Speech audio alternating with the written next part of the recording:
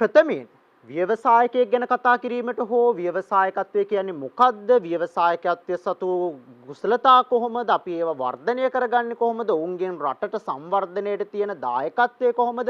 මේ හැමදේම කතා කරන්නට පෙර දරුවනේ අපි ඉස්සෙල්ලාම දැනගත යුතුයි.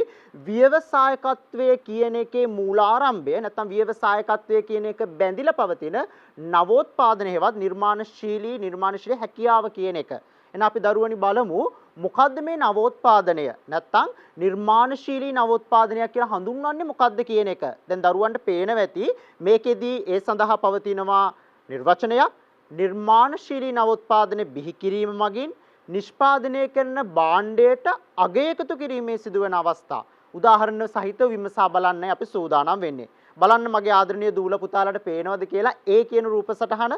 ඒකේ තියෙනවා පුතේ බලන්න සපත්තුවක්. සහ ඔබට පේනවාද ඒක පහළින් පවතිනවා පුතේ සෙරප්පුවක්. අපිට යම් අවස්ථාවකට භාවිතා කරන්න අවශ්‍යයි නම් අපිට මේක සපත්තුවක් විදිහටත් භාවිතා කරන්න පුළුවන්. දැන් අපිට මොකද වෙන්නේ? වියදම් දෙකක්. සපත්තුවක් ගන්නත් ඕනේ, සෙරප්පු ජෝඩුවක් ගන්නත් ඕනේ. බලන්න පුතේ මේ නවෝත්පාදනයේ දිහා හැරිලා අවශ්‍ය නම් සපත්තුවක් විදිහට භාවිතා කරන්න පුළුවන්. නැත්තම් මේ උඩ තියෙන කොටස ගලවලා ඉවත් කරලා පුතාලට පුළුවන් මොකක් විදිහට පාවිච්චි කරන්නද? ඔය අමතර පන්ති යන වෙලාවකට එහෙම තමන් ගමන් බිමන් යන වෙලාවකට එහෙම පුතාලට මේක පාවහන් යුගලක් විදිහට භාවිතා කරන්නත් පුළුවන්. සපත්තුවක් විදිහට භාවිතා කිරීමටත් පාවහන් යුගලක් විදිහට භාවිතා කරන්නටත් එකම දේ නව චින්තනයකින් නව දැක්මකින් හිතලා පුතේ මේ හදලා තියෙන්නේ. එහෙනම් පුතේ මේ වගේ එකක් අපි හඳුනනවා මොකක් කියලාද? නවෝත්පාදනයක් කියලා. අපි බලමු පුතේ මේ වගේ තව දේවල් තියෙනවද කියලා. දැන් අපිට ලොකු ගැටලුවක්. අපිට තේ එකක් හම්බුනාම ඒ තේ එකත් සමග බිස්කට් හම්බුනාම බිස්කට් ටික වෙනම තේ තියාගන්න ඕනේ. තේ එක වෙනම තියාගන්න ඕනේ. බලන්න පුතේ මේ නවෝත්පාදනයේ දිහා හැරිලා පොඩ්ඩක්. B කොටසේ ඔබට පේනවා ඇති බිස්කට් ටිකත් පුතේ මොකක් කරලා තියෙනවද? නවෝත්පාදනයේ විදිහට නිර්මාණය කරන ලද කෝප්පය තුලම රඳවලා තියෙනවා. දැන් පුතාලට පුළුවන් අවශ්‍ය වෙලාවට ඒකෙන් විස්කෝතුවක් අරගෙන ඕනනම් මේ තේ එක තුල පොඟවලා කැමරට ගන්න. හැබැයි බිස්කට් ටික රඳවන්න පුතේ මොකද්ද කරලා තියෙන්නේ? කෝප්පේම කොටසක් වෙන් කරලා තියෙනවා. කෝප්පය කියන එක අපි දැකලා නැද්ද? එදිනදා අපි අනන්ත දැකලා තියෙනවා කෝප්පය කියන එක. හැබැයි කෝප්පය තුලට බිස්කට් මේ විදිහට රඳවන්න පුළුවන් කියන එක පුතේ අලුත් දැක්ම, අලුත් දෙයක්. නවතම විදිහට හැදුව දෙයක්. එහෙනම් පුතේ මේකත් අපිට හඳුන්වන්න පුළුවන් මොකක් කියලාද? නවෝත්පාදනයක් කියලා. තව ඉදිරියට යමු පුතේ. දැන් අපිට වෙන ගොඩක් ගැටලුවක් තමයි මොකක් කියලාද? මේ විදිහට බීම වක් කරන්න ගිය වෙලාවට මුළු ඔක්කොම හැලෙනවා. අපිට හරියට මේක වක් කරගන්න තේරෙන්නේ නැහැ. බලන්න C රූප සටහන පුතේ. බලන්න ඒක පහසු කරලා තියෙනවා. ඒකත් පුතේ එහෙනම් නවෝත්පාදනයක්. බලන්න පුතේ අපි පුංචි දරුවන්ට වීදුරුවක් අතට දුන්නොත් ඒක ගොඩක් වෙලාවට අතින් පල්ලෙහාට ගිලිහිලා වැටෙනවා. ඒක තමයි සාමාන්‍ය ස්වභාවය. අයියේ වීදුරු අපේ අතේ අල්ලුවාම ඒක රැඳෙනවා ගොඩක් අඩුයි. නමුත් D රූප සටහන බලන්න පුතේ. දැන් බලන්න ඇඟිලි සලකුණු විදිහට මේකේ පවතිනවා වීදුරුව තුල. දැන් මොකද වෙන්නේ? මේක හොඳින් අල්ලා සිටිනවා අතට. එතකොට මොකක් වෙනවද පුතේ? මේ වීදුරුව පහළට වැටෙන තියෙන හැකියාව වැටෙන්න තියෙන සම්භාවිතාවය අඩු වෙනවා. එහෙනම් පුතේ වීදුරුව කියන එක දැකලා නැද්ද? වීදුරුව කියන එක අපි අනන්ත දැකලා තියෙනවා. නමුත් පුතේ බලන්න වීදුරුව තුලට මේ විදිහට ඇඟිලි සටහන පවත්වාගෙන ඒක මනාව රඳවා ගන්න හදලා තියෙනවා කියන එක අලුත් දෙයක්.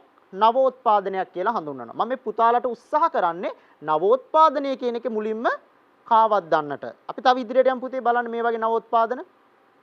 ගොඩක් වෙලාවට අපිට තේ එකක් හදාගන්න උණු වතුරක දීලා තේ බෑග් එක දුන්නාම අපි මේක දාලා අපිට ගොඩක් වෙලාවට මොනවා වෙනවද මේක එළියට ගන්දී සමහරවිට තේ එක ඇතුළටම වැටෙනවා. සමහරවිට අපිට මේ වෙලාවට අවශ්‍ය කාලයේදී මේක ගන්න අමතක වෙනවා අපේ රාජකාරී නිසා.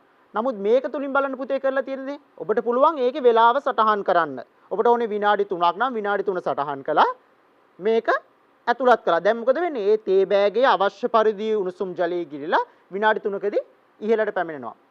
දැන් පුතාලට තේරෙනවද මේ නවෝත්පාදන කියන්නේ අපගේ වැඩ පහසු කිරීම සඳහා එදිනදා බිහි වුණු නව්‍ය දේවල්, නැවුම් වූ දේවල්, අලුත් වුණු දේවල්. පුතා බලන්න අපේ F සටහන දිහා. ගොඩක් වෙලාවට ශීතකරණයෙන් බටර් එළියට ගත්තාම මේ බටර් එක අපේ පාම් පෙත්තේ හෝ විස්කෝතුවේ ගා ගන්න ගියාම හරි අපහසුයි. ඝනයි මේක අපිට ගා ගන්න බෑ. බලන්න පුතේ මේ නවෝත්පාදනයේ දිහා මේකෙදි මොකද්ද කරලා තියෙන්නේ? ඉතින් මේක සාමාන්‍ය බටර් පිහියක් නේ. නෑ පුතේ බලන්න අපි මේකට කියනවා heated butter knife කියලා අපි ඉංග්‍රීසියෙන් කියනවා. ඒ කියන්නේ පුතේ මේකට පුළුවන් උණුසුමක් ලබා දෙන්න. ඒ කියන්නේ මේකේ මේ බටර් තියෙන බටර් ආලේප කරන තලය රත් වෙනවා. එතකොට බටර් පහසුවෙන් මොනා කරන්න පුළුවන්ද අපිට? මේකෙන් ඉක්මනින් ගා ගන්න පුළුවන්. පිහි අපි දැකලා නැද්ද? අපි බටර් ගන්න පිහි දැකලා නැද්ද පුතේ? අපි දැකලා තියෙනවා. නමුත් බලන්න පුතේ දැන් මේකෙදි මොකද්ද වෙලා තියෙන්නේ? ශීතකරණයෙන් ගත්ත ගමන් අපිට මොනා කරන්න පුළුවන්ද? බටර් ඉතා පහසුවෙන් ගන්න පුළුවන්. ඒකට හේතුව තමයි මේ බටර් පිහි මොකක් වෙනවද? ඉදිරිපස්ස කොටස රත් වෙනවා. එතකොට බටර් ඉක්මනින් දිය වෙනවා. එතකොට ඉක්මනින් ගන්න පුළුවන්. අන්න බලන්න පුතේ මොනා කළාද? තවත් නවෝත්පාදන ඉදිරියට බිහි කළා. තව යන්න පුතේ ඉදිරියට. දැන් ඔබ හිතනවා ඇති දැන් තමයි පුතාලට තේරෙනවා ඇති නවෝත්පාදන කියන්නේ මොකක්ද කියලා. බලන්න පුතේ මේ G කියන රූප සටහන. දැන් ඔබ හිතනවා ඇති නවෝත්පාදනයක් කියන එකක් ගත්තාම මේක ලොකු වෙන්න ඕනේ. ගොඩාක් විශාල වෙන්න ඕනේ. සංකීර්ණ වෙන්න ඕනේ. මේවා අපිට හදන්න බෑ. නෑ බලන්න පුතේ G කියන රූප සටහන පොතක පිටු පෙරලද්දී අපිට ගොඩක් වෙලාවට ඇඟිල්ල තියාගෙන ඉදී අපි දන්නේම නැතුව අපිට පිටු ටික පෙරලෙනවා අනිත් පැත්තට. පොත වැහෙනවා. බලන්න පුතේ මේකෙන් මොකද්ද කරලා තියෙන්නේ කියලා? මේ ආධාරකයෙන් පුළුවන් පුතේ මොකක් කරන්නද? පිටු පෙරලෙන එක නවත්වාගෙන පවත්වාගෙන යන්න. බලන්න පුතේ H කියන එක ලුණු කපන්න. ලුණු කපන්න ගියාම සමාන ප්‍රමාණ වලින් ඒකාකාරීව ලුණු කපා ගන්න බලන්න පුතේ හදලා තියෙන නවෝත්පාදනය. දැන් මේක ලොකු දෙයක්ද? අපිට හදා ගන්න බැරි හිතන සංකීර්ණ හිතා ගන්න බැරි අපහසු දෙයක්ද? නෑ පුතේ. හරි සරල දෙයක්. නමුත් මොකද්ද කරලා තියෙන්නේ පුතේ? අලුත් තර්කයක්, අලුත් චින්තනයකින් යුක්තව මේ නිෂ්පාදනය හදලා තියෙනවා. දැන් ඉටිපන්දමක් ගත්තාම අපිට බොහෝ වෙලාවට අපි ඉටිපන්දම් භාවිතා කරන එක අවස්ථාවකයි. එක අවස්ථාවක ඉටිපන්දම භාවිතා කළාට පස්සේ ඒක ඉවත් කරන්න වෙනවා. සදාකාලිකව ඉටිපන්දමක් පාවිච්චි කරන්න පුළුවන් කිව්වොත් එකපාරට බලන්න පුතේ I කියන රූප සටහන ඔබට. දැන් පුතාලට පේනවා ඇති ඉටිපන්දම ඉහළින් දල්වනවා. ඒ ඉටිපන්දමේ පවතිනා වූ ඉටි ටික පහළට පැමිණෙනවා. පහළට පැමිණෙන ඉටි ටික පහළ පවතිනා වූ ඉටිපන්දම තුල රැඳෙනවා. ඒක තවත් ඉටිපන්දමක් විදිහට උතර භාවිතා කරන්නට පුළුවන්. මේකෙන් මොකද්ද පුතේ මේ ගම්ම්‍ය වෙන්නේ? අපගේ දිනෙදා වැඩ කටයුතු පහසු කර ගැනීමටත් ඒ වගේම පුතේ අපිට තියෙන සම්පත් ප්‍රමාණය පිරිවැය අඩු කරගෙන එදිනෙදා වැඩ පහසු කර ගන්න හදන මෙන්න මේ වගේ දේවල් තමයි පුතේ අපි හඳුන්වන්නේ නවෝත්පාදන කියලා. එහෙනම් පුතේ මේ නවෝත්පාදන කියන එක නිර්මාණය කර ගැනීම තුළ නවෝත්පාදනය කියන එක නිර්මාණය කර ගැනීම තුළ කවුරු කියන පුද්ගලයා සහ අප කතා කරන චරිතය ගැබ් වෙලා තියෙනවද? ව්‍යවසායකත්වය නැත්නම් ව්‍යවසායකයා කියන එක අන්තර්ගත වෙලා තියෙනවා. එහෙනම් පුතේ ව්‍යවසායකයා ව්‍යවසායකත්වය ගැන කතා කරන්න ඉස්සෙල්ලයි මම පුතාලට මූලික අවශ්‍ය පසුබිම නිර්මාණය කළේ නවෝත්පාදන කියන්නේ මොකක්ද කියන එක. අපි යමු ඉදිරියට දරුවනි. මොකද්ද මේ නවෝත්පාදන සහ ව්‍යවසායකත්වයේ ව්‍යවසායකත්වයේ ලක්ෂණ ව්‍යවසායකයා කොහොමද දායක වෙන්නේ අපිටත් ව්‍යවසායකයෙක් වෙන්න පුළුවන්ද කියන එක ඉදිරියේදී අපි කතා කරමු. අපි යමු දරුවනි ඊළඟ කොටසට. විසිතුරු මල් වගාව සහල් සැකසීමේ යන්ත්‍ර විජලිත කරන ලද එළවලු පළතුරු. දැන් පුතාලට එක පාට මම ඉදිරියේදී දුන්න උදාහරණත් එක්ක හිතනවා ඇති. ඔව් මටත් ව්‍යවසායකයෙක් වෙන්න ඕනේ. හැබැයි ව්‍යවසායකයෙක් වෙන්න නම් නිෂ්පාදනයක් නවෝත්පාදනයක් බිහි කරන්න ඕනේ කියලා. නෑ ඒක වැරදි පුතේ. උදාහරණයක් විදිහට හිතන්න අපි ගත්තොත් සහල් කියන එක සහල් විදියටම තියාගෙනත් අපිට නවෝත්පාදන බිහි කරන්න පුළුවන්. ඒ කොහොමද? සහල් කියන එක තියෙනවා අපි දන්නවා සාමාන්‍යයෙන් වීස් වැන්න නෙළුවාම ඒ තුල ගල් වැලි මේවා අන්තර්ගත වෙලා පවතිනවා. එතකොට මොකක් වෙනවද පුතේ? අපි පාරිභෝගිකයට ඒක යවුවාම පාරිභෝගිකයෙන් තෘප්තිමත් වෙන්නේ නැහැ. මොකද අපේ ගන්න මිලදී ගන්න සහල් වල ගල් වැලි අපද්‍රව්‍යත් අන්තර්ගත වෙලා තියෙනවා. එතකොට අපිට මොකද්ද කරන්න පුළුවන්? සහල් මොනා කරන්න පුළුවන්ද පුතේ? සහල් අපිට පුළුවන් අපේ තියෙන යන්ත්‍රයක් කරහා ගල් වැලි අපද්‍රව්‍ය ඉවත් කරලා පිරිපහදු කරන ලද සහල් එළියට ගන්න. දැන් පුතේ සහල් මේ පැත්තෙන් අපි අතුල් කළෙත් සහල් මේ පැත්තෙන් එළියට එන්නේ සහල්. වෙනසක් තියනවද පුතේ? නෑ. අපි සහල් කියන නිෂ්පාදනය වෙනස් කළේ නෑ. එතකොට මොකද්ද පුතේ අපි මේකදී ඉවත් කළේ? අපද්‍රව්‍ය ඉවත් කළා. ගල් තියෙනවා නම් වැලි තියෙනවා නම් ඉවත් කළා. ඒ කියන්නේ මොකද්ද පුතේ අපි වෙනස් කළේ? අපි පුතේ ක්‍රමවේදය නැත්තම් පියවර නැත්තම් මේකේ තියෙන දාමේ තියෙනා වූ දේවල් වෙනස් කළා. එහෙනම් ඒක තමයි අපි හඳුන්වන්නේ දරුවනි සහල් සැකසීමේ නව යන්ත්‍ර මගින් ගල් වැලි ඉවත් කිරීමේ නිෂ්පාදනය කරනවල සහල් වල අගයක් එකතු කරනවා. එතකොට පුතේ පියවරයි අපි අලුත් කළේ. අපේ ක්‍රියාදාමයයි අපි වෙනස් කළේ. ඒකත් පුතේ මේ විදිහට ක්‍රියාදාමයේ වෙනස් කිරීමත් පුතේ අපි හඳුන්වනවා නවෝත්පාදනයක් කියලා. එහෙනම් නවෝත්පාදනයක් වෙන්නට ඒක නිෂ්පාදනයක් හෝ අපි කියන ප්‍රොඩක්ට් එකක් කියලා එහෙම වීම අවශ්‍ය වෙන්නේම නැහැ. එහෙම වෙන්නත් පුළුවන්. එහෙම නැත්නම් පියවරක් නැත්නම් අපි යම් නිෂ්පාදනයක් හදන ක්‍රමවේදයක් නැත්නම් අපි නිර්මාණය කරන අපේ පියවරන් වෙනස් වීම තුළිනුත් අපිට පුළුවන් නවෝත්පාදන නැත්නම් ව්‍යවසායකත්ව අවස්ථා එලිපෙහෙලි කරගන්නට. අපි ඉදිරියට යමු පුතේ. අපි ගත්තාම දරුවන්ට තේරෙනවා ඇති ව්‍යවසායකයා කියලා වචනයක් මම පුතේ කතා කළා. දැන් මම කතා කළා පුතේ ව්‍යවසායකත්වය කියලා වචනයක්. මේ දෙක එකක්ද දෙකක්ද? එකක් නම් මොකද්ද සමානතාවය, දෙකක් නම් මොකද්ද වෙනස? ඒකනේ අපි කතා කරගන්න ඕනේ. අපි බලමු පුතේ ව්‍යවසායකයා කියන්නේ කවුද? ව්‍යවසායකත්වය කියන්නේ මොකද්ද කියලා. අපි ඉංග්‍රීසියෙන් කියනවා ව්‍යවසායකයා entrepreneur කියලා. ව්‍යවසායකත්වය අපි හඳුන්වනවා entrepreneurship කියලා. අපි බලමු පුතේ මොකද්ද ව්‍යවසායකත්වය කියන්නේ, ව්‍යවසායකය කියන්නේ මොකද්ද කියලා. පුතාලට පේනවා ඇති ව්‍යවසායකයා කියන එකට අර්ථ දැක්වීමක්. ව්‍යවසායකයා කියන්නේ පුතේ නව අදහස් සහ නව සොයා ගැනීම සාර්ථක ලෙස නව නිපයුම් බවට පරිවර්තනය කිරීමට කැමැත්තක් හැකියාවක් තියෙන පුද්ගලයෙක්. බලන්න පුතේ වචනේ පුද්ගලයෙක්. මෙතන මේ පුද්ගලයා ගත්තාම මොහු පුතේ විශාල අවදානමක් දරාගෙන තමයි මේ වගේ දේවල් ව්‍යාපාර බවට පරිවර්තනය කරන්නේ. එතකොට පුතේ මේ වගේ ව්‍යාපාරයක ප්‍රධාන හිමිකරුවා කළමනාකරුවා වෙන්නේ මේ පුද්ගලයාම තමයි. එතකොට පුතේ උදාහරණයක් විදිහට ගන්න මම විශ්වවිද්‍යාලයක සේවය කරන ආචාර්යවරයෙක්. එතකොට පුතේ මගේ නෙමේ ආයතනය. මම විශ්වවිද්‍යාලයේ යටතේ වැඩ කරන්නේ. හැබැයි පුතේ ඔබ ව්‍යවසායකයෙක් වුණොත් ඔබයි ඒකේ අයිතිය, ඔබගේ ඒ ආයතනය, ඔබයි ප්‍රධාන හිමිකරුවා. දැන් මට බෑ මගේ විශ්වවිද්‍යාලය තුලදී මොනා කරන්නද? මේ මගේ ආයතනය කියලා වැඩ කටයුතු කරන්න. හැබැයි පුතේ ඔබ ව්‍යවසායකයෙක් වුණොත්, ඔබ ව්‍යවසායකයෙක් වෙලා නව උත්පාදනයක් හරි නව නිෂ්පාදනයක් හරි ව්‍යාපාරයක් හරි ආරම්භ කළොත් ඔබයි ඒකේ හිමිකරුවා. අන්න පුතේ එහෙනම් ව්‍යවසායකයා නැත්නම් entrepreneur කියලා කියන්නේ පුතේ යම් නිෂ්පාදනයක් හෝ යම් ක්‍රියාවලියක් සාර්ථක විදියට නිමයුමක් බවට පරිවර්තනය කරගන්නා වූ පුද්ගලයාට. එහෙනම් පුතේ ව්‍යවසායකයා කියන කෙනා අපිට පේන්න ඕනේ මේ විදිහට භෞතිකව දකින්න ඕනේ පුද්ගලයෙක්. ඒකයි අපි හඳුන්වන්නේ ඔහු ව්‍යවසායකයා කියලා. එහෙනම් පුතේ ව්‍යවසායකත්වය කියන්නේ මොකද්ද? අපි බලමු පුතේ මොකද්ද ව්‍යවසායකත්වය කියන්නේ කියලා. පුතාලට පේනවා ඇති දැන්. ව්‍යවසායකත්වය කියන්නේ පුතේ නව සොයා ගැනීම සහ නව ක්‍රම උපයෝගී කරගනිමින් ආර්ථික වශයෙන් වැදගත් වෙන භාණ්ඩයක්.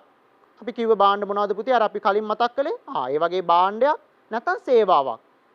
ඒ පුද්ගලයා සතුව තියෙන හැකියාව අපි හඳුන්වනවා පුතේ ව්‍යවසායකත්වය කියලා. අපි ඉංග්‍රීසියෙන් කියනවා entrepreneurship කියලා. එහෙනම් පුතේ ව්‍යවසායකත්වය කියන එක ගැබ් වෙලා තියෙන්නේ කවුරු තුලද? ව්‍යවසායකයා තුල. උදාහරණයක් විදිහට හිතන්න පුතේ මම ව්‍යවසායකයෙක් කියලා. එතකොට මගේ තියෙනවා හිතේ අදහසක්. හරි මම මෙහෙම කරනවා. මම මේ වගේ අලුතෙන් මෙහෙම දෙයක් හදනවා. උදාහරණයක් විදිහට හිතන්න මම හතු අරගෙන හතු වලින් ඒ කියන්නේ බිම්මල් වලින් මම මොනා කරනවා? බිම්මල් සොසේජස් එකක් නිර්මාණය කරනවා. එතකොට පුතේ මගේ ඒ තිබ්බ අදහස, මගේ තිබ්බ කුසලතාවය, මගේ තිබ්බා වූ හැකියාව අපි කියනවා පොටෙන්ෂල් එක කියලා. ඒක තිබ්බේ මංගාව පුතේ. එහෙනම් ඒක මොකද්ද? ව්‍යවසායකත්වය. ඒක මං ක්‍රියාවට නංවනවා, මම ව්‍යාපාරයක් කරනවා. එහෙනම් මම කියන පුද්ගලයා ගත්තාම පුතේ මම කවුද? ව්‍යවසායකයා. එහෙනම් ව්‍යවසායකත්වය කියන්නේ පුතේ ඒකේ තියෙන හැකියාව, ඒක ඉදිරියට නංවන ක්‍රියාව තමයි අපි හඳුන්වන්නේ, පුද්ගලයා තමයි අපි හඳුන්වන්නේ පුතේ මොකක් කියලාද? ව්‍යවසායකයා කියලා. එහෙනම් පුතේ පැහැදිලිද? ව්‍යවසායකයා සහ ව්‍යවසායකත්වය කියන එක හොඳින් වෙන් කරලා අඳුර ගන්න පුතාලාට පුළුවන් වෙන්න ඕනේ. අපි යමු පුතේ ඉදිරියටම. දැන් ව්‍යවසායකත්වය කියන එක ගත්තාම ව්‍යවසායකයා කියන එක ගත්තාම මම මේ පුතාලාට කියා දුන්නේ පොදුවේ පවතිනා වූ අර්ථ දැක්වීම. බලන්න පුතේ මීට අමතරව විවිධ විද්‍යාඥයින් විවිධ ඒ ශාස්ත්‍රයට අදාළ පුද්ගලයන් විසින් ව්‍යවසායකයා කියන කෙනාව අර්ථ දක්වලා තියෙනවා. පුතාලට පේනවා ඇති පැහැදිලිව ව්‍යවසායකයා කියන එක අර්ථ දක්වන්න අරන් තියෙන උත්සාහයන් රිචඩ් කැන්ටිලන් කියන පුද්ගලයා විසින් 1734 වර්ෂයේදී වැටුපකට වැඩ නොකරන සුවන් සේවාවක නියුක්ත පුද්ගලයෙක් තමයි එයා ව්‍යවසායකයෙක් කියලා අර්ථ දක්වන්නේ. මේ ව්‍යවසායකත්වය කියන එක නැත්නම් ව්‍යවසායකයා කියන එක අර්ථ දක්වන එක පුතේ පුද්ගලයාගෙන් පුද්ගලයාට, විද්‍යාඥයාගෙන් විද්‍යාඥයාට වෙනස් වෙනවා. අපි ගත්තොත් දැන් අපි මුලින් කතා කරන ලද රිවර්ඩ් කැන්ටිලන් කියන පුද්ගලයා එයා කියන්නේ වැටුපකට වැඩ කරන පුද්ගලයෙක් නෙමෙයි. දැන් උදාහරණයක් විදිහට මම ගත්තොත් පුතේ මම විශ්වවිද්‍යාලයේදී මාසයක් අවසානයේදී මම වැටුපක් ලබනවා. එහෙනම් මම පුතේ ව්‍යවසායකයෙක් වෙන්න පුළුවන්ද මේ අපේ කැන්ටිලන් කියන විද්‍යාඥයාගේ අර්ථ දැක්වීමට අනුව? නැහැ. වැටුපකට වැඩ කරන්නේ නැහැ. එහෙමනම් පුතේ මොකක්ද ඒ වගේ කෙනෙක්? එයා හඳුන්වන්නේ ඒ වගේ කෙනෙක් ව්‍යවසායකයෙක් කියලා. බලන්න පුතේ ඊට පස්සේ JBC කියන එක්කෙනා 1803 දී ඉදිරිපත් කරලා තියෙන අර්ථ දැක්වීම පුතාලට පැහැදිලිව පේනවා ඇති. ආර්ථික සම්පත් අඩුඵලදායීතාවයක සිට වැඩිඵලදායීතාවයකට පත් කරන්නේ. ඵලදායීතාවය අඩු ආර්ථික සම්පත් ඵලදායීතාවයේ වැඩි ආර්ථික සම්පත් බවට පරිවර්තනය කරන කෙනෙක් තමයි ව්‍යවසායකයෙක් කියලා කවුරු හඳුන්වන්නේද පුතේ? JBC කියන කෙනා හඳුන්වන්නේ. උදාහරණයක් විදිහට අපි ගත්තොත් සහල් වල වැලි අපද්‍රව්‍ය සහ ගල් කියන ඒවා අන්තර්ගත වෙලා තිබ්බහම පුතේ ඒකේ තියෙන වටිනාකම අඩුයි. ඒක පුතේ අපිට පුළුවන් මොනා කරන්නද? ඒක අපිට පුළුවන් පුතේ මොනා කරන්නද? ගල් වැලි ඉවත් කරන ලද පිරිසිදු සහල් බවට පරිවර්තනය කරන්න. අන්න ඒ වගේ අගේ වැඩි කිරීම, ඵලදායීතාවයේ වැඩි කිරීම කියන පුද්ගලයා තමයි JBCට අනුව ව්‍යවසායකයෙක් කියලා හඳුන්වන්නේ. මම මේ පුතාලට විවිධ අර්ථ දැක්වීම් හඳුන්වා දීමෙන් තහවුරු කරන්න බලාපොරොත්තු වෙන්නේ ව්‍යවසායකයා කියන එක ඔබ තුන මනාව ග්‍රහණය කරන්නට. අපි යමු පුතේ ඊළඟ අර්ථ දැක්වීමට. බලන්න පුතාලට පැහැදිලිද කියලා මේ අර්ථ දැක්වීම. සිං කියන පුද්ගලයාට අනුව සිං කියන එක 1943 දී ව්‍යාපාර අවස්ථා හඳුනා ගැනීමේ දක්ෂතාවය ඇති එම අවස්ථා ව්‍යාපාරික මට්ටමින් ප්‍රයෝජනයට ගැනීමට අවශ්‍ය වන සම්පත් එකතු කරගත හැකි හා උචිත උපාය මාර්ග හා උපක්‍රම මගින් සාර්ථකත්වයක් ලබන පුද්ගලයෙක් ව්‍යවසායකයෙක් කියලා සිං කියන විද්‍යාඥයාට අනුව පහදලා දෙනවා. අපි යමු පුතේ ඩේවිඩ් මැක්ලෙලන් කියන විද්‍යාඥයාගේ අර්ථ දැක්වීමට. ප්‍රතිඵල අත්පත් කර ගැනීමට අධික පෙළඹීමක් තියෙන ඒ සඳහා අවදානමක් දරන පුද්ගලයෙක් තමයි ව්‍යවසායකයෙක් කියලා එයා හඳුන්වන්නේ. මේක මම පොඩ්ඩක් පුතේ වැඩිපුර අවධාරණය කරනවා. මේක වැදගත් වචනයක් තියෙනවා පුතේ ඔයගලන්ට ඕන වෙන. බලන්න පුතේ මේ අර්ථ දැක්වීම ආයෙත් ප්‍රතිඵල අත්පත් කර ගැනීමේ අධික පෙළඹීමක් තියෙන ඒ සඳහා අවදානමක් දරන පුද්ගලයෙක්. උදාහරණයක් විදිහට ගන්න පුතේ මම අලුතෙන් ව්‍යාපාරයක් ආරම්භ කරනවා. මම අපි කලින් ගත්ත උදාහරණයට යමු පුතේ. මම බිම්මල් කියන එක ගන්නවා. බිම්මල් වලින් මම මොනා කරන්නද හදන්නේ? බිම්මල් සොසේජස් හදලා වෙළඳ පොළට නිකුත් කරන්නයි හදන්නේ. එතකොට පුතේ මේක වෙළඳ පොලේ තියෙන දෙයක් නෙමෙයි. වෙළඳ පොලේ වාට දැක් ගන්න ලැබෙන්නේ නැහැ කියලා හිතන්නකො බිම්මල් සොසේජස්. එතකොට මම මේක අලුතෙන්ම හදලා අලුතෙන්ම වෙළඳ පොලට නිකුත් කරන්න යන දෙයක්. එතකොට පුතේ මට පවතින අවනිශ්චිතතාවයක්. ඒ කියන්නේ මට සැකයක් තියෙනවා මේක වෙළඳ පොලේ අය මිලදී ගනීද? මේක මිනිස්සු පරිභෝජනය කරයිද? මේකට මොන ගැටලු එයිද? මේක පුතේ නොදැන තමා මම මේ ව්‍යාපාරයට මගේ තියෙන කාලය, ශ්‍රමය, මගේ තියෙන සියලුම ධනය වැය කරලා මේ ව්‍යාපාරයට අතගහන්නේ, ව්‍යාපාරය ආරම්භ කරන්නේ අවදානමක් තියාගෙන පුතේ. අන්න ඒක තමයි පුතේ මෙන්න මේ විද්‍යාඥයා මේ යාගේ අර්ථ දැක්වීමේදී ප්‍රත්‍යක්ෂ කරන්න හදන්නේ. බලන්න පුතේ ප්‍රතිඵල අත්පත් කර ගැනීමේ අධික පෙළඹීමක් තියෙන ඒ සඳහා අවදානම් දරන පුද්ගලයෙක්. අපි ඉදිරියේදී කතා කරනවා පුතේ මොනවාද මේ අවදානම්? කොහොමද මේ අවදානම් අපි ඉවත් කරගන්නේ? මොනවාද ඒකට තියෙන හැකියාවන් කියලා.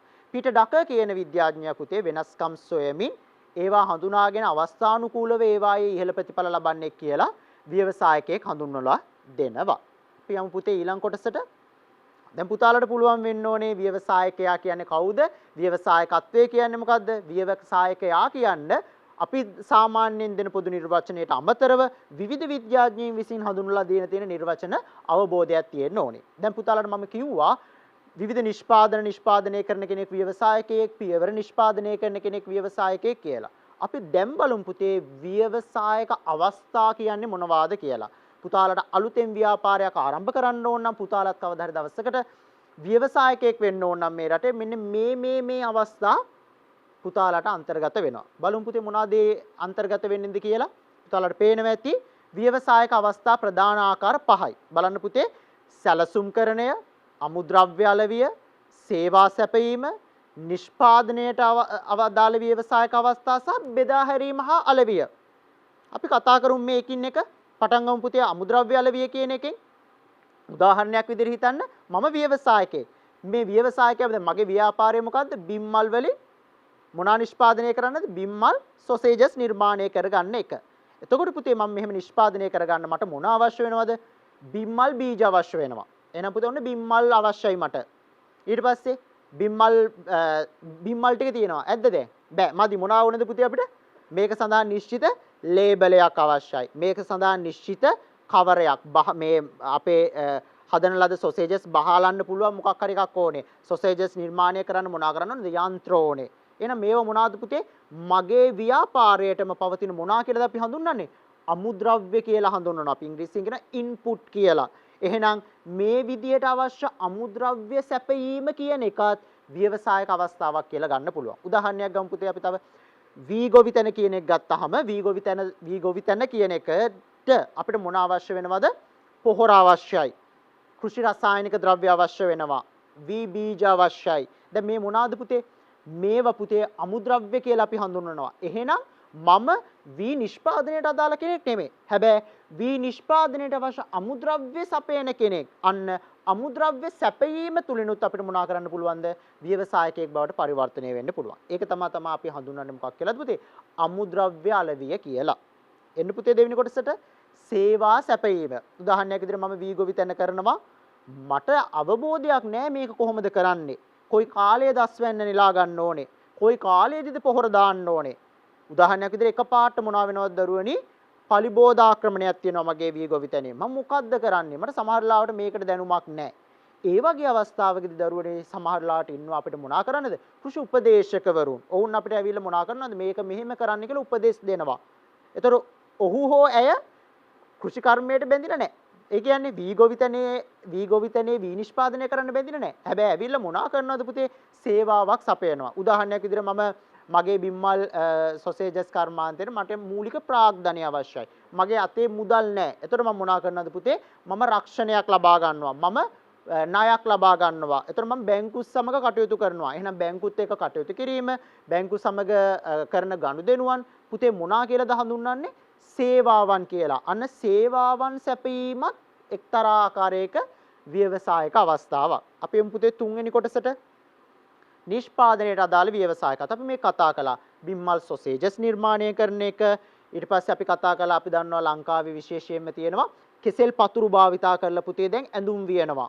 ලොකු අවස්ථාවක් තියෙනවා අපිට. එන පුතේ මේ විදිහට කෙසෙල් පතුරු වලින් ඇඳුම් නිර්මාණය කරන එක ඊට පස්සේ ජපන් ජබර ශාකය කියන එක භාවිතා කරලා මලු නිර්මාණය කරන එක මේවා පුතේ මොනවාද? නිෂ්පාදන.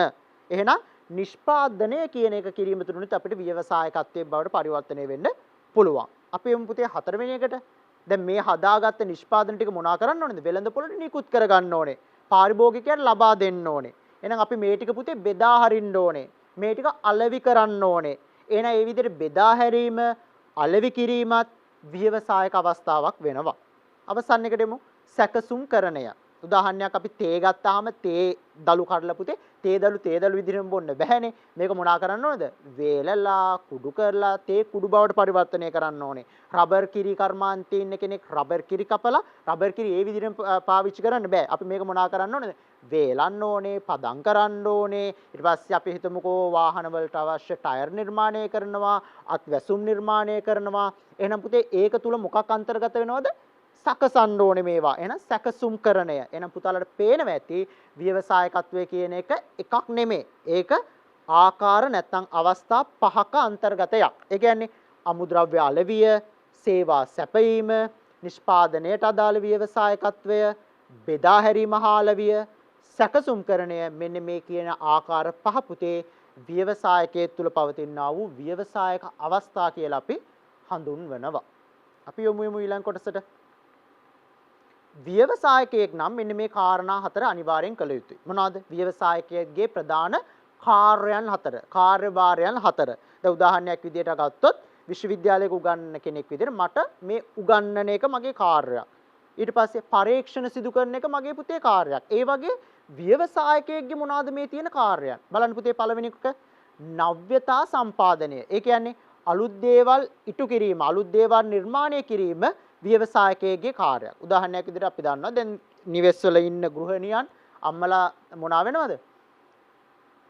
අපේ ගෙදර තියෙන කහ, අපි තියෙන මිරිස් අපි අඹරන්නේ නැහැ. අපි මොනා කරන්න පුරුදු වෙලා තියෙනවද පුතේ? ඒවා කඩෙන් හෝ මොකක් හරි අලවෙස්සලකින් ගෙනල්ලා කහ කුඩු විදිහට, මිරිස් කුඩු විදිහට තමයි අපි අපේ ව්‍යංජන රසවත් කරන්න පාවිච්චි කරන්නේ. බලන්න පුතේ මිනිසාගේ අවශ්‍යතාවය අපි දැන් ගොඩක් කාර්ය බහුලයි. අපිට වෙලාව වෙන් කරන්න නෑ. උදේ නැගිටලා කහ අඹරලා මිරිස් අඹරලා අපේ ව්‍යංජනයට දාන්න අපිට හැකියාවක් නෑ. එහෙනම් පුතේ මොකක්ද එතනදී ඇති වුනේ?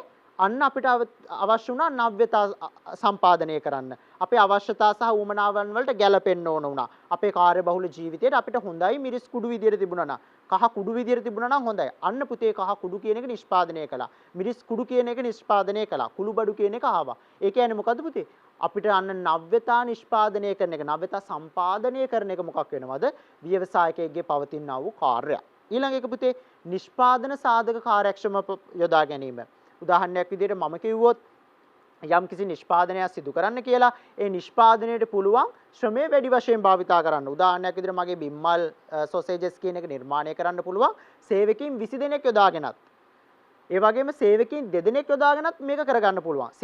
සේවකින් 2 දෙනෙක් යොදාගෙන මේක ඵලදායීව කරන්න පුළුවන් නම් අන්න ඒකටයි මම පුතේ යොමු වෙන්න ඕනේ. අන්න අපේ නිෂ්පාදන සාධක කාර්යක්ෂම භාවිතා කිරීම කියලා හඳුන්වන්නේ ඒකට.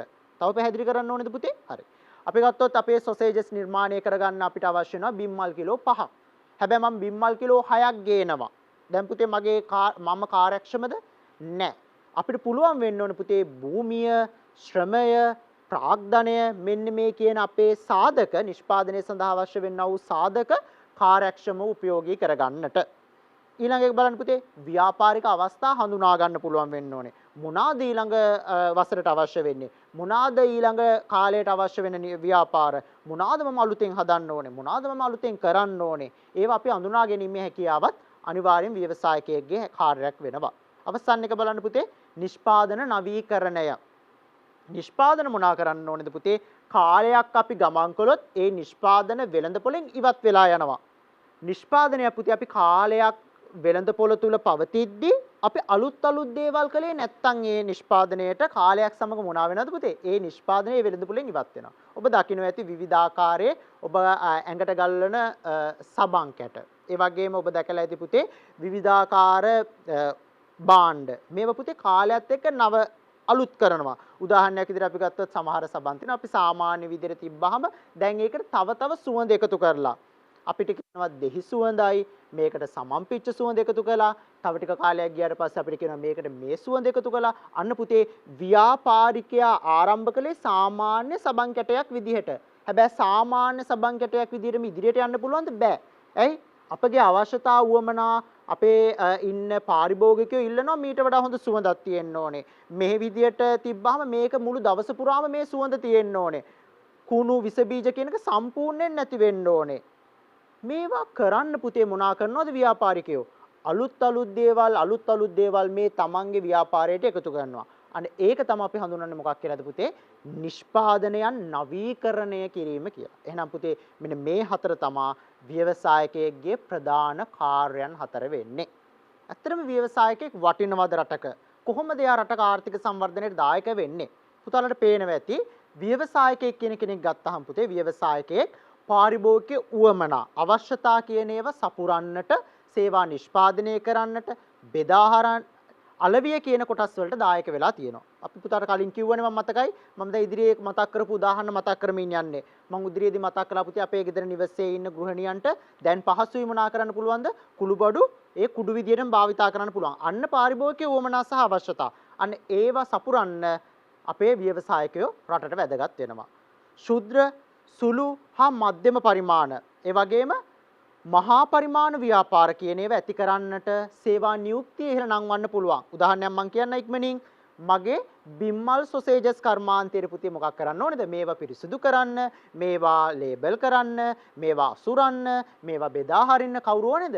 ශ්‍රමිකයන් අවශ්‍යයි. එතකොට මට පුළුවන් මොනා කරන්නද? මගේ ගෙදර, මගේ අවට, මගේ ගමේ ඉන්න පුද්ගලයන් මට මේකට බඳවා ගන්න පුළුවන්. එතකොට මගේ ගමේ ඉන්න අයට මොනා හම්බ වෙනවද? තව රැකියා අවස්ථා හම්බ වෙනවා. අන සේවා නියුක්තිය වැඩි වෙනවා. මේ විදිහට හිතන්නකො හැම ගමකම අපිට ව්‍යාපාරික අවස්ථා තියෙනවා කියලා. එතකොට මොනා කරන්න පුළුවන්ද?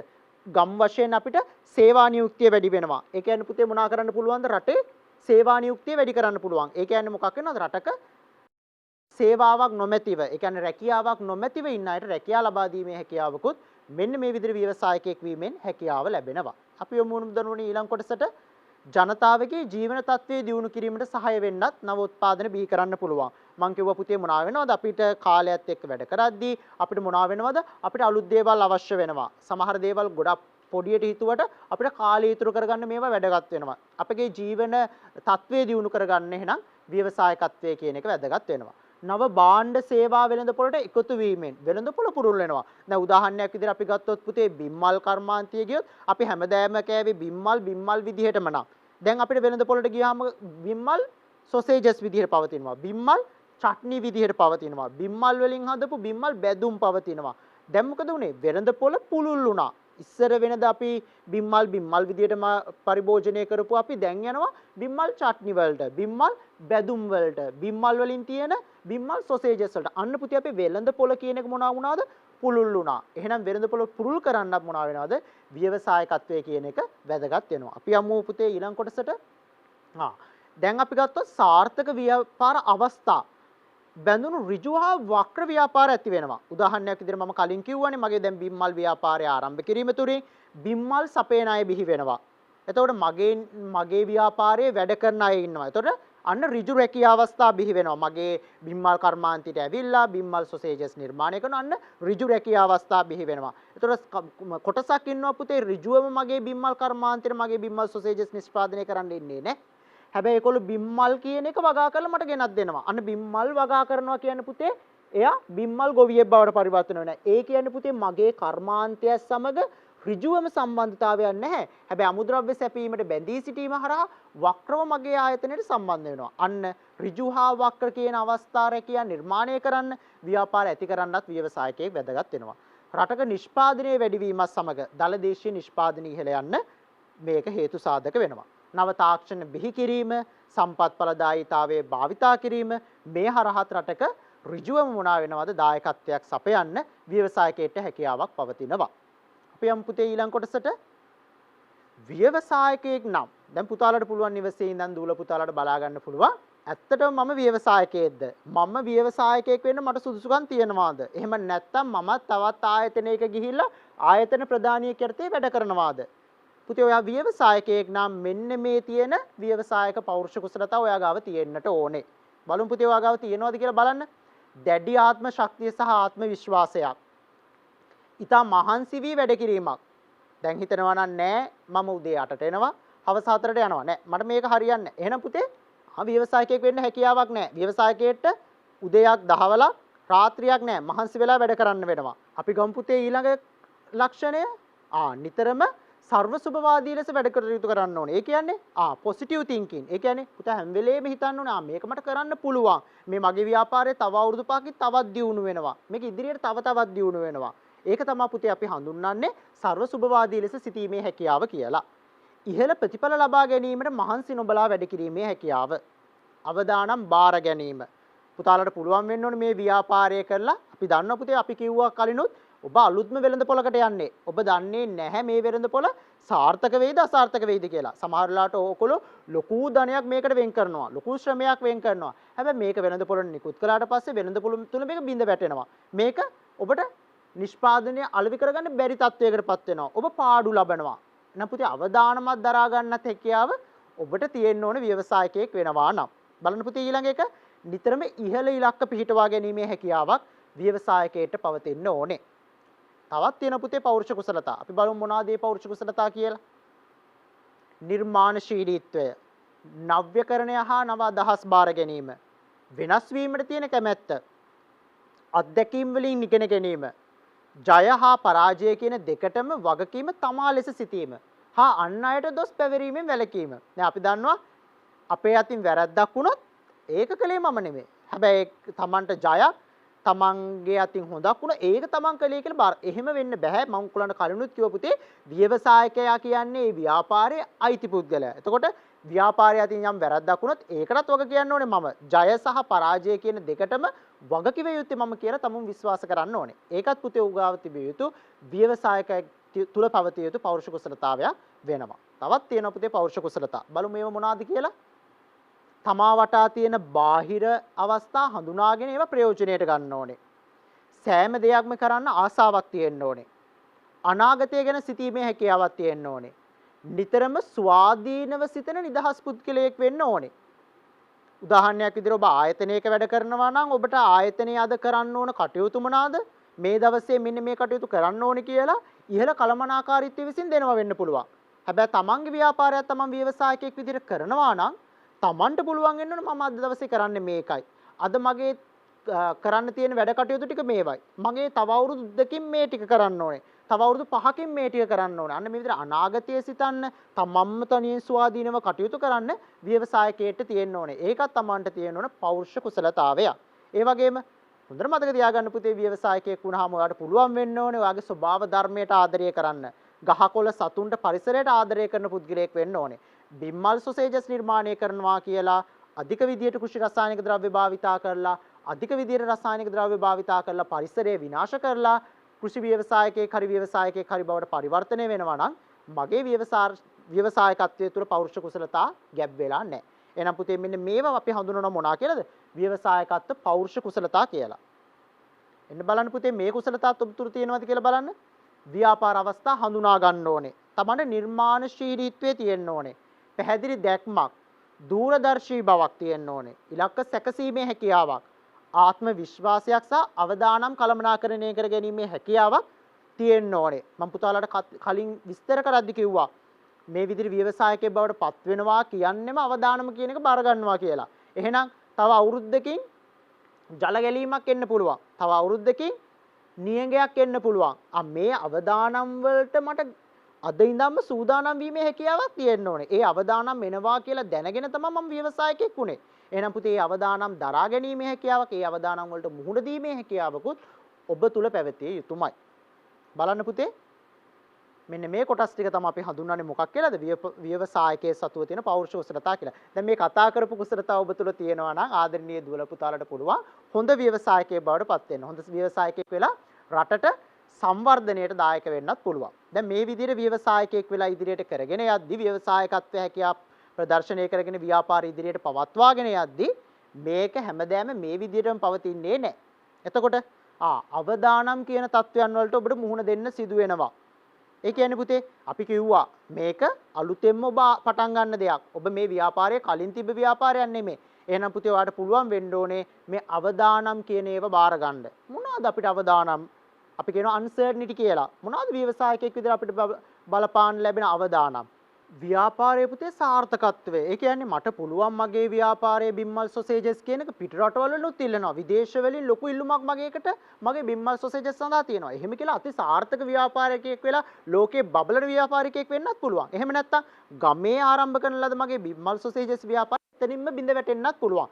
සාර්ථකත්වය අසාර්ථකත්වය කියන අවදානම දරා ගන්නත් ව්‍යවසායකයෙක්ට සිදු වෙනවා. ඒ වගේම පුතේ මිල ගණන් වල විචලනයන් මොකක් හරි නිෂ්පාදනයක් වෙළඳපොළට දැම්මහම ඊට වඩා අඩු මිලට තවත් වෙළඳපොළ භාණ්ඩයක් එන්න පුළුවන්. ඒතර මිල ගණන් වෙනස් වෙන්න පුළුවන්. ඔබ රුපියල් යම් ප්‍රමාණයකට දෙනවායි කියලා ස්ථාවර කරගෙන වෙළඳපොළට ගියාම ඔබගේ අමුද්‍රව්‍ය වල මිල වැඩි වෙලා තියෙන්න පුළුවන්. එතකොට පුතේ මිල ගණන් උච්චාවචනයන් සිදුවීමත් ඔබට දරා ගන්නට සිදු වෙනවා. සේවක උද්ඝෝෂණ ඔබ කොතරම් සැලකුවා සමහර අවස්ථාවලදී මොනවා වෙන්න පුළුවන්ද පුතේ? සේවකයෝ අකමැති වෙන්න පුළුවන්. සේවකයන් උද්ඝෝෂණය කරන්න පුළුවන්. ඒතර මානව සම්පතත් කළමනාකරණය කරගන්නත් ඔයාට සිදුවෙන තවත් අවදානමක්. ඒ වගේම සොරු සතුරු හානි, ජනතාවගෙන් ඇති වෙන උද්ඝෝෂණ. සමහරලාට ඔබගේ ව්‍යාපාරය ආරම්භ කරලා හොඳින් ඔබ පවත්වාගෙන යනවා වෙන්න පුළුවන්. හැබැයි ජනතා විරෝධයක් පැමිණෙනවා. ඔබගේ ව්‍යාපාරය නිසා පරිසරය විනාශ වෙනවා. එතකොට ජනතාව උද්ඝෝෂණය කරනවා. එහෙනම් පුතේ ඒකත් ඔබට බලපාන තවත් අවදානමක්. නීති රෙගුලාසි වල වෙනස්කම්. ඒ වගේම කාලගුණික හා දේශගුණික බලපෑම්. අපි සමහරලාට ඔක්කොම කරලා අපේ ආයතනයේ අපේ ව්‍යාපාර පටන් ගන්නවා. සමහරලාට මොනවා වෙනවද පුතේ මේ ඔක්කොම සූදානම් කරලා තියෙද්දි අපේ දේශගුණය වෙනස් වෙනවා. අපේ කාලගුණය වෙනස් වෙනවා. මේ වගේ වෙලාවට මේ වගේ අවදානම් වලට පුතාලට පුළුවන් වෙන්න ඕනේ බාර ගන්නට.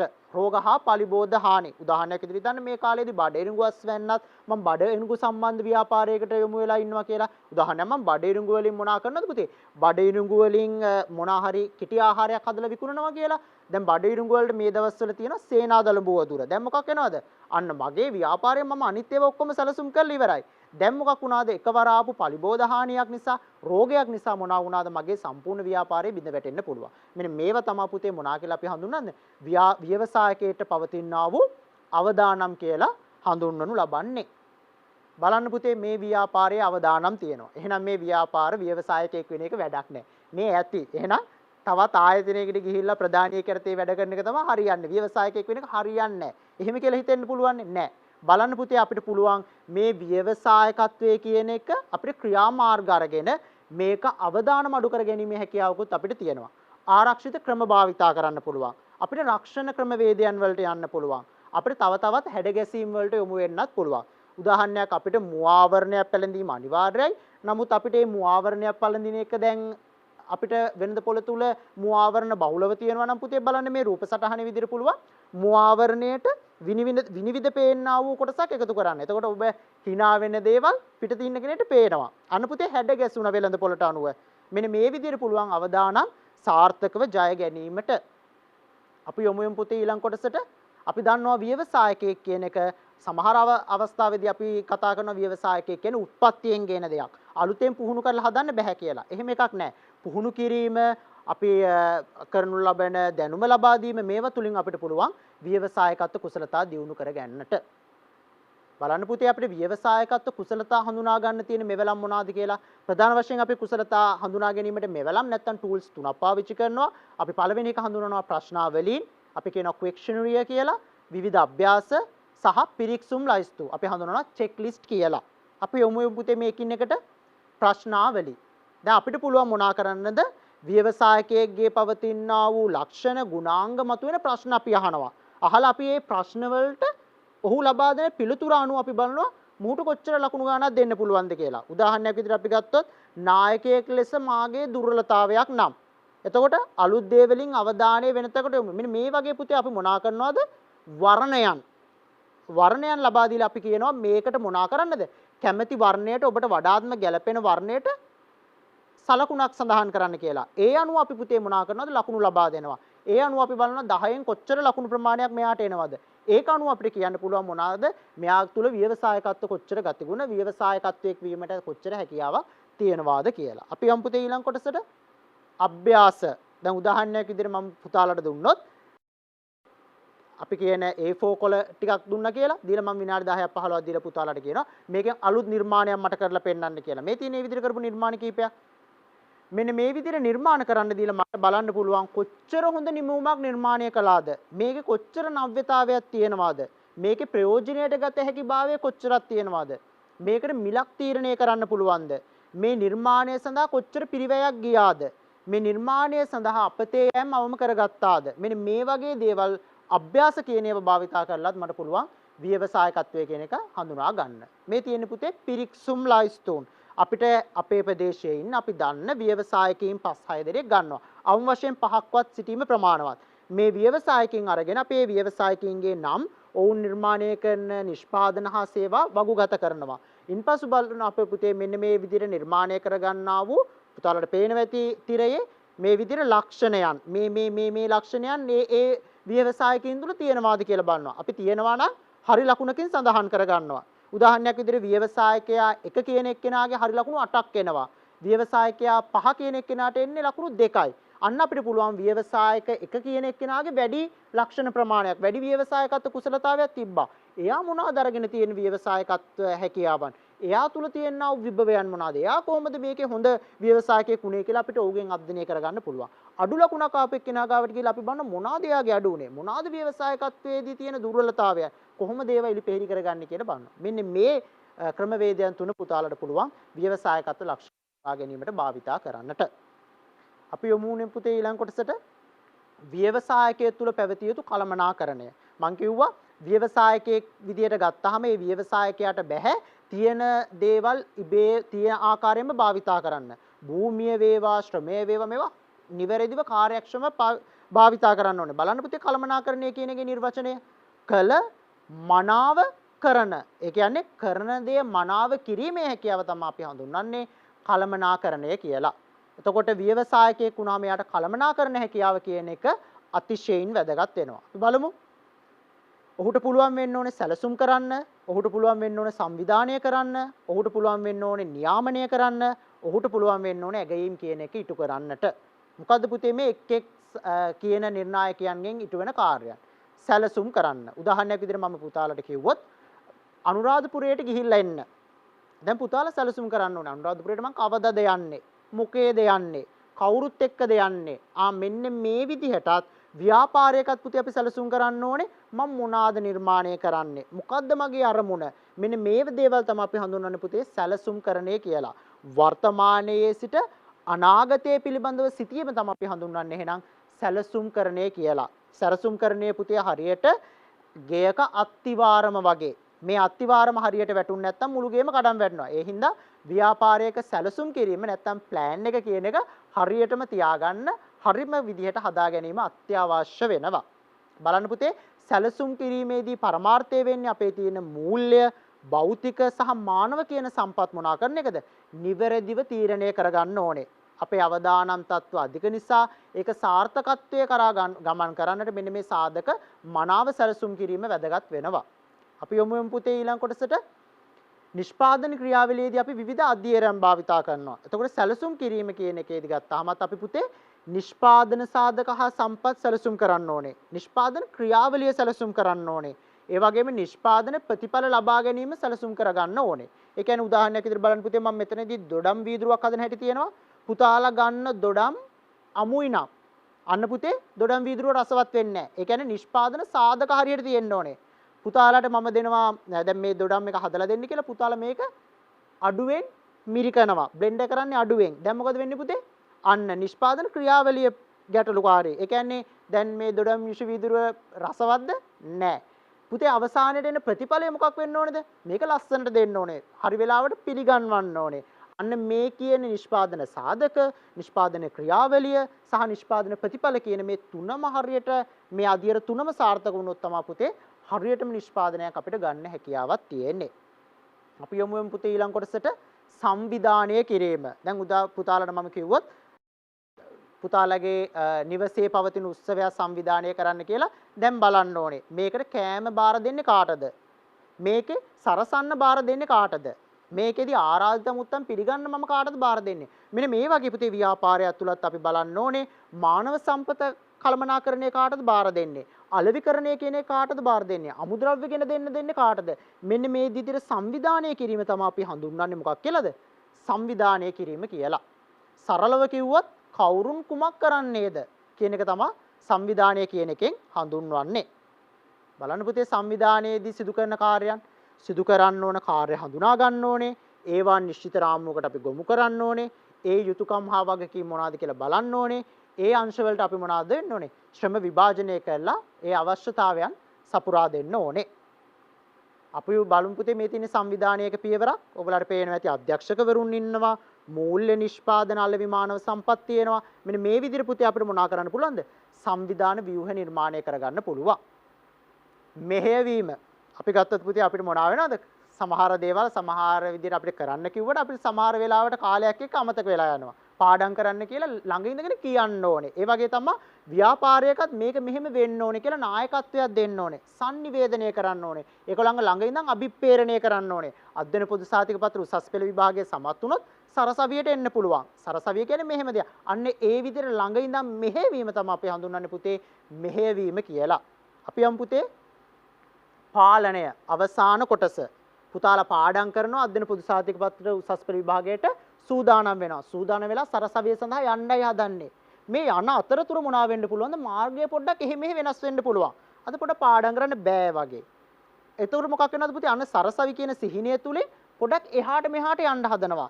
අපි කියනවා පොඩ්ඩක් ඉංග්‍රීසියෙන් ට්‍රැක් එක වෙනස් වෙනවා. එහෙනම් ආයෙත් ඒ වෙනස් වෙන ට්‍රැක් එක අරගෙන හරි ට්‍රැක් එකට දාගන්න එක මාර්ගගත කරගන්න එක තමයි අපි හඳුන්වන්නේ පාලනය කරගන්නවා කියලා. සරලව මම මේ පුතාලට මේක විස්තර කළේ හොඳ අවබෝධයක් ගෙනත් දෙන්න ඕන නිසා. බලන්න සාර්ථක පාලන ක්‍රියාවලියක මොනා කරන්න ඕනේද අපි? ප්‍රමිතීන් ස්ථාපිත කරන්න ඕනේ. මම පාස් වෙනවා කියලා බෑ උස්සස් පෙළ. කොච්චරක්ද? A3ක්ද? A2යි B1ක්ද? දිස්ත්‍රික්ක කුසලතාවයක්ද? දිවයින කුසලතාවයක්ද? මෙන්න මේ විදිහට ප්‍රමිතීන් ස්ථාපිත කරන්න ඕනේ.